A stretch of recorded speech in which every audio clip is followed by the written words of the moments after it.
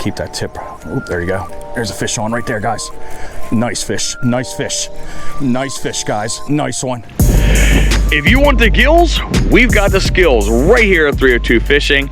Welcome back to the channel here. Guys, fall weather is finally here. Mother Nature kind of gave us a reprieve here in the month of September and almost up until yesterday with warm weather. We've had 70 and 80 degree days, and that is not common here in the state of Delaware. We should be right where I'm at right now, and that's in hoodies and cool, crisp air. So today, we have that day. Yesterday, we had a front come through and drop the temperatures dramatically down. This morning when I got up, it was 58 degrees, and now it's gonna be barely above 60 degrees. And for the days and weeks to come, it's gonna be that constant until winter kind of quickly comes upon us here, and then things will kind of quiet down in the state. But we will try to go and get fish on the end of the line, regardless of the species. But today, our focus is fall bass, guys, because this is a great time to catch some big, fat, green bean bags on the end of your line. I was gonna do multiple fall baits here that we like to use here in the state of Delaware, but because of the conditions that are going on right now, it's super windy out, so we're only gonna focus on one bait right here. Very, very effective bait right now, and that is the Lipless crankbait. You saw us a couple episodes ago fish with the sexy shad color, but that was only synonymous to the pond that we were fishing on because we were trying to match the hatch right over there. But I don't want you to get fooled by the color bait that we're getting ready to use right now. You can use them in these community ponds and even smaller lakes, even if you're not anywhere near a river or anywhere near rocks or deltas or anything else like that. The fish will hit the bait. It's in their DNA. They're predatory. They're gonna go after it because they know it's food based on, again, their years of evolvement and trying to get the forage to go ahead and help them out and get them through the winter months until the spring spawn. So what color am I talking about, guys? We're talking about our crawl color baits. A lot of people like square bills at this particular time. Me, I bring out that Lipless crankbait because it does shine here in the state of Delaware. This is the red-eyed shad, and that Delta crawl, I'm telling you right now, is a destroyer of big bass. And that's what we're gonna try to do today, is try to get that big fat green bean bag on the end of the line. I don't know if it's gonna take one pond or multiple ponds, but we're gonna put all that effort into this one bait right here and help and try to destroy these bass on this episode right now. So we'll get that tied on in a couple seconds, guys. If you haven't already done so, consider subscribing to the channel, hit that notification bell, give us a big fat thumbs up if you like this episode, drop a comment below. And of course, guys, you can jump over to Instagram. We have a page over there at 302 Fishing. So let me stop talking. Let's start tying, casting, and hopefully we get lucky. We get one of those big fat green bean bags on this nice little red bait. I had to stop right here. We're gonna go over to the dock in a couple seconds and I'll explain what's going on right here. But I've been fishing these community ponds up and down the state for quite a long time, and I have to say, guys, I'm quite alarmed at a lot of these ponds that we've been going to, because I don't know if you can notice or not. You can see that the water lines are way over here, but the water line should be right here at the line of this grass that's right in front of us right now. And it's the same on a lot of the great ponds that we like to go on to each and every time we come out to do a fishing episode. But we haven't had a lot of heat waves or anything else like that. So I'm just wondering why these ponds are shrinking like they are right now. Just, if anybody knows, I mean, let me know. But I thought it was just the two ponds that are up there north where we fish at and everything else. But it's, again, all around where I'm seeing this trend going on. And I'm hoping some of these ponds don't dry up and cause fish kills, because obviously, you know, the smaller the pond gets, the less oxygen it'll be, and it's not going to be able to sustain the life that's inside the pond. We've had that happen twice in my lifetime that I've seen, and it's quite devastating to these ponds when they get to that critical condition. But hopefully that's going to turn around. But we've not had a lot of rain this year, precipitation wise, here in the state of Delaware. So let's hope we can get some more water back and bring these ponds back up to level here. But enough of me talking right here. We're going to try to see if we can get some action going on. We're going to be casting out here in the deep area. One thing I didn't tell you right here is on this pond, we never ever use lipless crankbaits on. We actually use a lot of soft plastics on here. We use a top water on here. So pretty much it's going to be a first for me to try to catch fish on the style of bait here in this pond. So let's see if we can try to break the ice here on this pond and hopefully open up our avenues of baits because each pond has its own personality when it comes to certain baits. You can fish this bait in this pond all day long, but then when you bring out, you know, a jig or something like that, the fish will light up on it, man. But it just depends on the conditions and you know, the pressure that's on the pond, the weather, depth. But we're just gonna bomb out for a little bit here, and then we'll work the edges once we get off the dock here. Nothing's happened here, we'll move to another pond.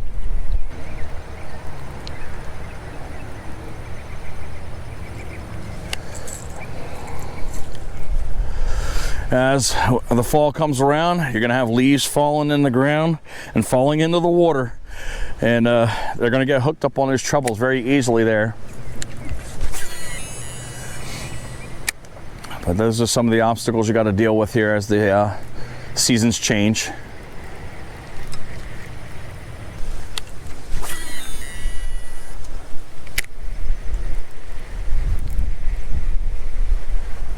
Fish swirled right up behind the bait that I had casted out there just a second ago.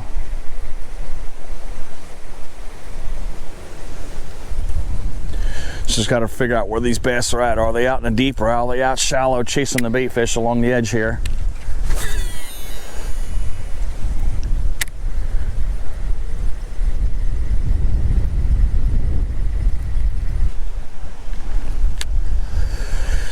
Oh, the leaves are so wonderful on these baits.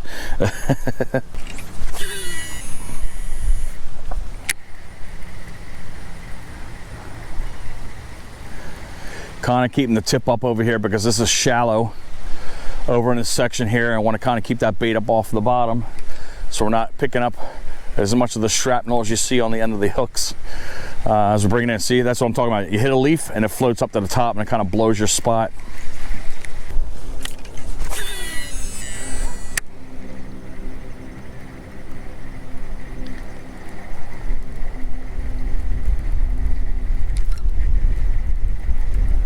There's a fish right there, guys. He missed it. Yeah, he's still on there. He's still on there, a little dink. Nope, he got off, guys. He was about that big.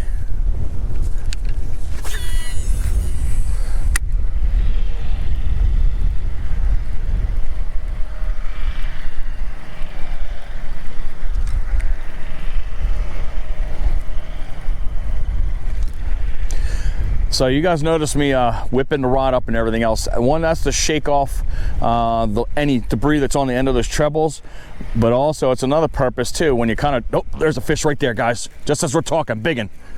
Nice one. All right, man, how about that, guys? Pound and a half, guys. Destroyed it. As soon as we were talking about what I was gonna be doing with the bait there, when I'm jerking up with that bait, the bait flutters down and those fish get triggered on that flutter down. And that's exactly what happened with that bass right there, guys. Well, boom. But he hit it with some ferocity, I'll tell you that. But let's get that off there. There are some big ones in here. There are a couple 5-pounders that are floating in this pond right here. But let's get this bait off of the fish. Somehow I got to hook back up into his gills. There we go. Oh, nice little fish there. Let's go away to start off the episode. Thank you, kind sir. Get that fish on the way. She's gone. Let's get it back out there again. Hopefully if we triggered one, it's going to trigger them all. But that sharp jutting motion right there, the bait will flutter just like that, and those fish will just go after that bait.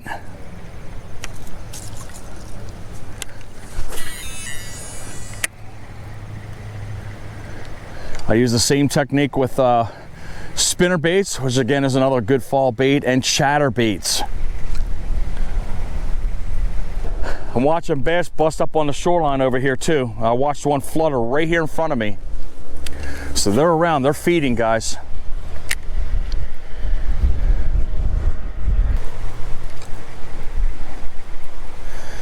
I'm gonna go ahead and fan around one more time while we're on this dock, and then we'll get off and we'll start fishing the shorelines here.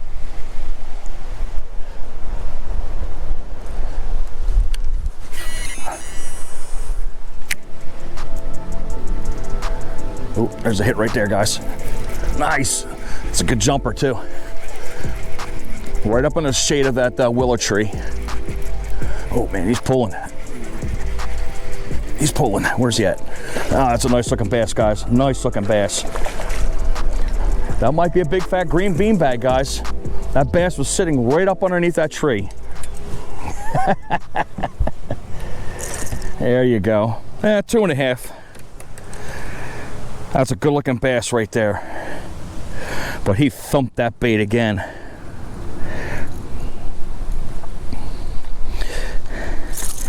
Don't you dare.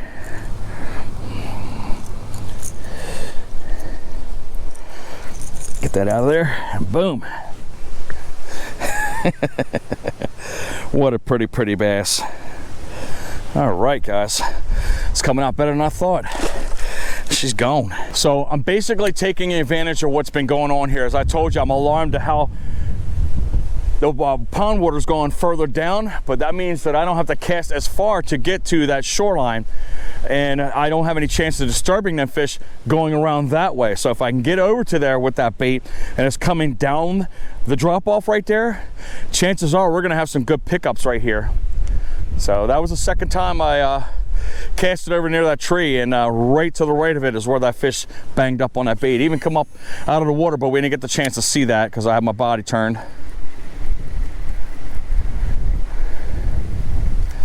But I've been noticing some small bass busting up on the edges here, chasing up all them minnows, feeding up. Got to be careful with the way I'm casting here. I'm trying to cast with confidence, but then you got to cast with caution, because I almost had that bait sail up in the air, almost into the tree, but unfortunately fell in the right spot. So we're trying to be careful not to be around these snags. And I've had a decent run of losing a lot of baits as of late, and I don't have the budget to buy baits left and right all the time. Throw a couple more in the section right here, and we'll turn around and put our efforts to the other side of the dock here.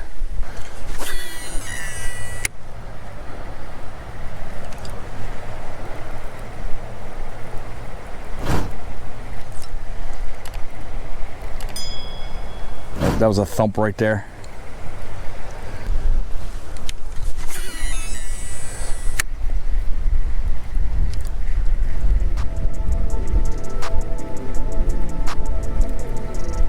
There's a fish right there.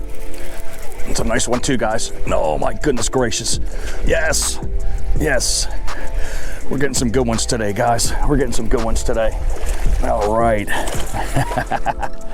We're getting some good ones. Wow. Wow, wow, wow. I told you these fish destroy this bait. Barely hooked on, guys. Barely hooked on.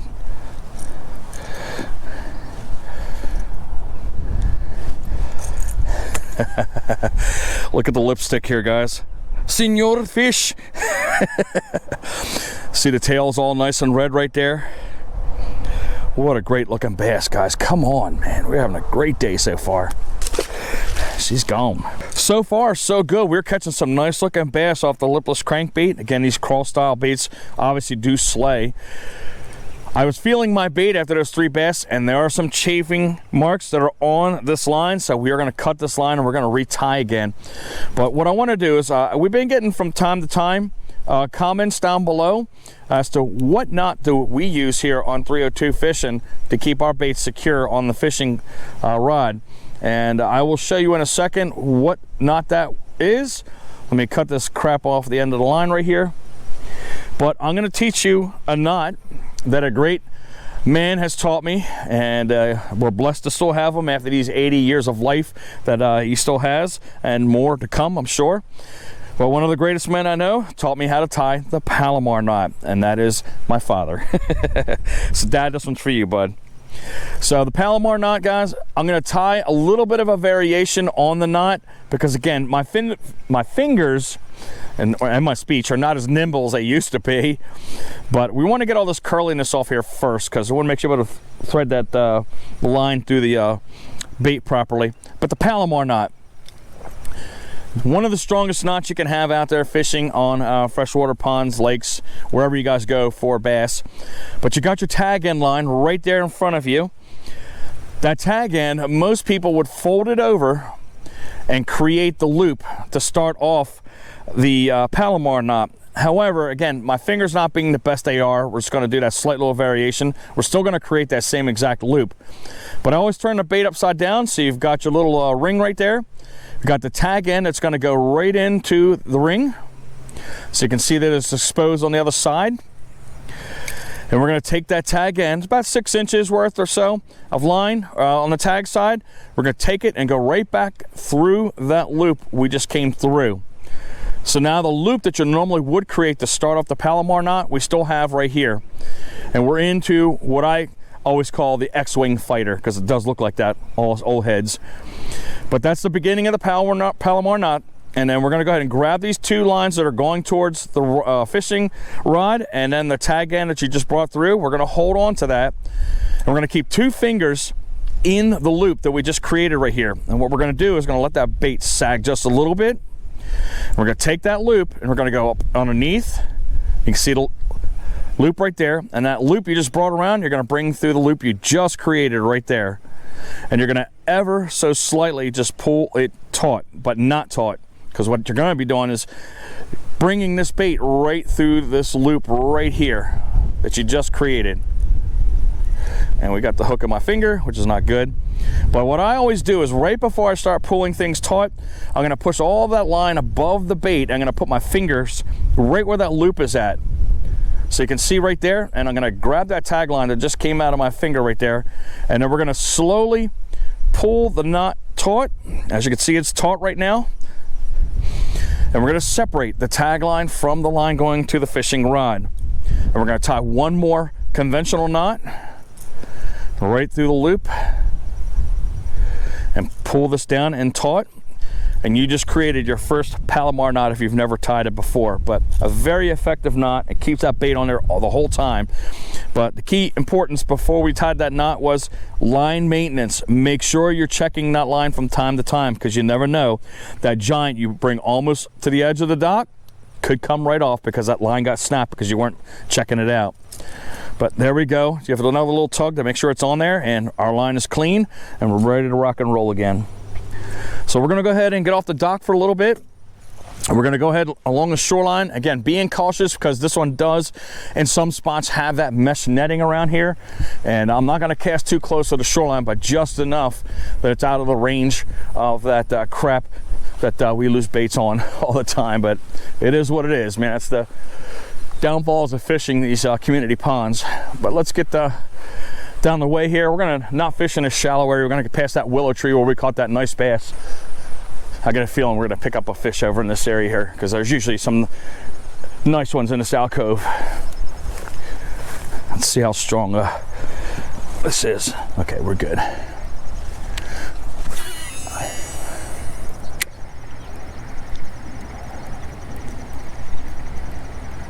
I gotta be careful too, because I know there's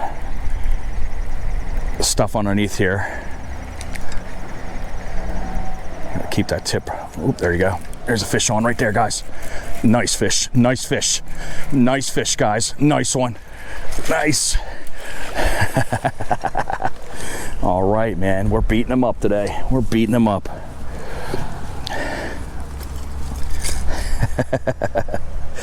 Pretty fish. Let me weigh that one. I think that might be a 2-pounder right there. That thing was super shallow. Clip her up. See what we got.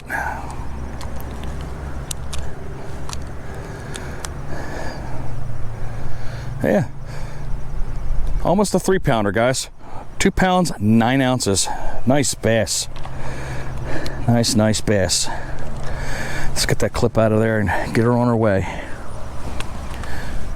Pretty, man. Nice. And she's gone. I am absolutely surprised on how this episode is turning out on this body of water using a lipless crankbait for the first time here. Be pretty cool if we can get one of those 5-pounders.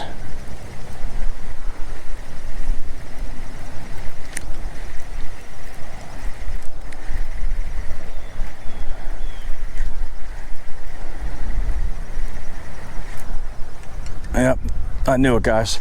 There you go. I told you there was a snag there. So now we got to make a trip. All right, here we go. Is it going to be the snap of death, or am I going to get lucky?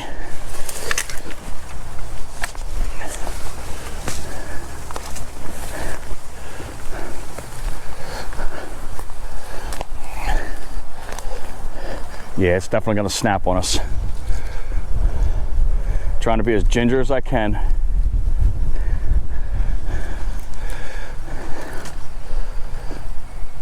That's my fear.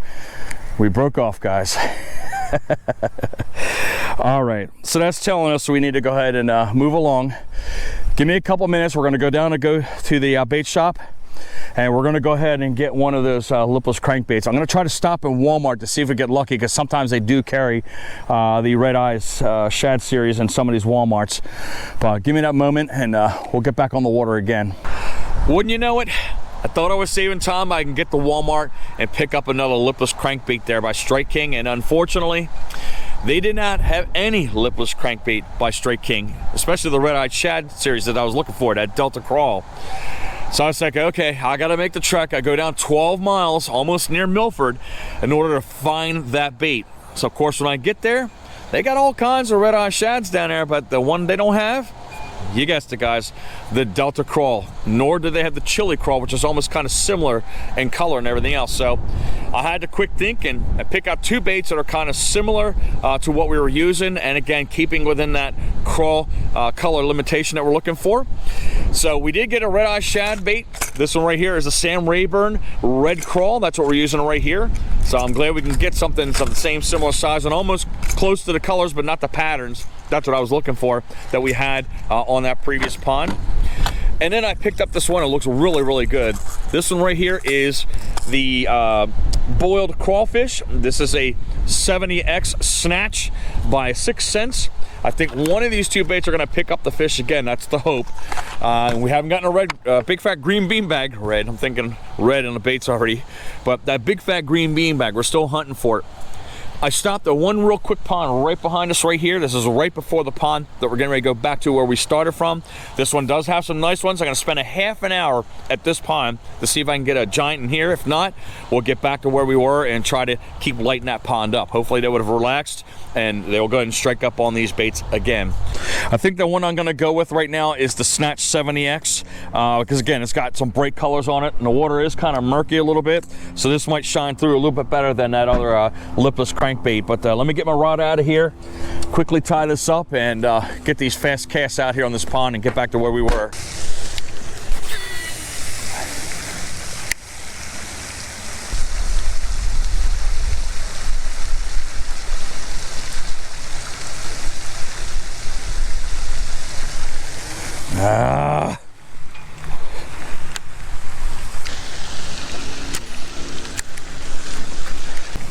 I thought for sure we're going to lose that bait, but somehow we hooked into a plastic bag, guys.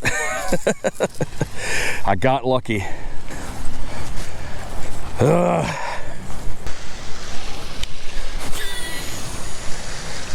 going to let this sink right here because that's where the deep part is, and let that get down there. And then we'll jig it back up and then bring the retrieve in.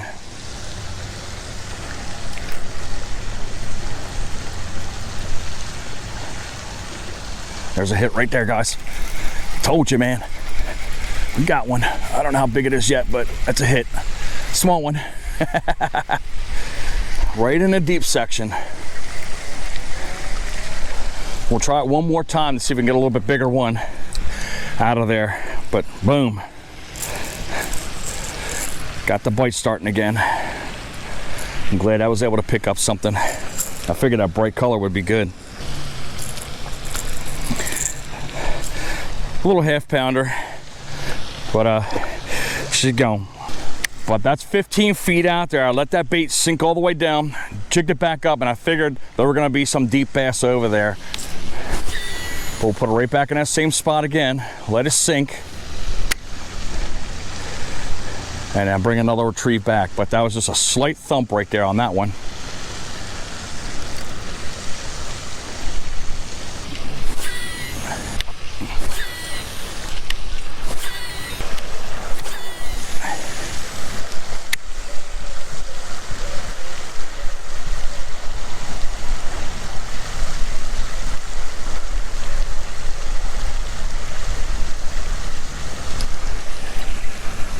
fish, guys. That's a fish. That's a good one. Real good one, guys. That's a giant. Nope, not a giant. He hit it like it was a giant. All right, we got a couple fish here, guys. So we'll go ahead and get on out and head up the road. But that thing hit it like a freight train, man. Good Lord almighty. Bait was barely in there too. And she's gone. I want to offer you guys just a little bit of an apology here. I gave you some slight misinformation when I was filming this episode right here. I'm sure you heard 3/4 of the way through the episode I kept saying Delta Craw or Delta Red, and those were the absolute wrong colors for that lipless crankbait. I hastily pulled that bait out of the box because I just wanted to do an episode on crawl style lipless crankbaits. Well, of course, upon further inspection, as I got home, I realized my mistake, and now I'm telling you what the correction is. And the color that we were using was Chili Craw. That's the color we were using at the beginning right there. So I do apologize for that, but nonetheless, I think we had a very productive episode right there on that first pond. I mean, these fish were just beating up that bait, man. I cannot reiterate, guys, in fall, putting out those red crawl style baits out there, because these fish will gravitate right towards it, man, and just destroy them. And I encourage you to put the Chili Craw, that's the exact one we were using in the beginning of the episode, put this in your box. Throughout my years of experience, I've used many lipless crankbaits in all kinds of shades, and this one seems to be the most productive, next to my sexy shad, that is, most productive bait when it gets to having big fat green bean bags on the end of the line. You can even use that one in early spring too as well. I see a lot of people doing that too, and I've even pulled it out on occasion too and got some nice ones. We got to give it a little bit of honorable mention. I can't remember the name of the other sexy shad bait that we were using of the same crawl lineage, but it didn't catch anything at all. But I do want to give a mention to the Snatch 70X. That's by 6 cents. That was the burnt crawfish. I might put that one in my box because, again, as soon as I put that bait out there, the fish were quick to react on that one. So that was a nice looking color. I'm glad I picked that out. But I did fish the one pond. You saw me go to the second pond on my way back from the bait shop. But when I went back to the original pond we fished on, I ended up losing that Snatch 70X. And then I fished with that last bait, and none of the fish hit any of those two baits whatsoever on that original pond when we came back at it again later on in the day. So again, sorry about that. I know I mentioned I was going to go back there again, which I did, but I don't want to put empty space up in front of you. But hopefully you guys would have enjoyed that, man. I know if you guys get this bait out here, man, you're going to have some great success, man. So put that out there, man. Drop a comment below. Let me know if you caught a big one off of that bait that I recommended. If you like this video, guys, give us a big fat thumbs up. Drop a comment below. If you haven't already done so, hit that subscribe button. Push that notification bell. That way you're informed of all of our future episodes. Share this video out. Hopefully you guys are catching all of your great fall monsters off of these crawl style baits that I'm putting up in front of you here. And I'm gonna get out of here, guys. I'm gonna try to put a couple more fall episodes up with different kinds of baits that I use in the fall. Stay tuned for that. And as always, guys, fish on.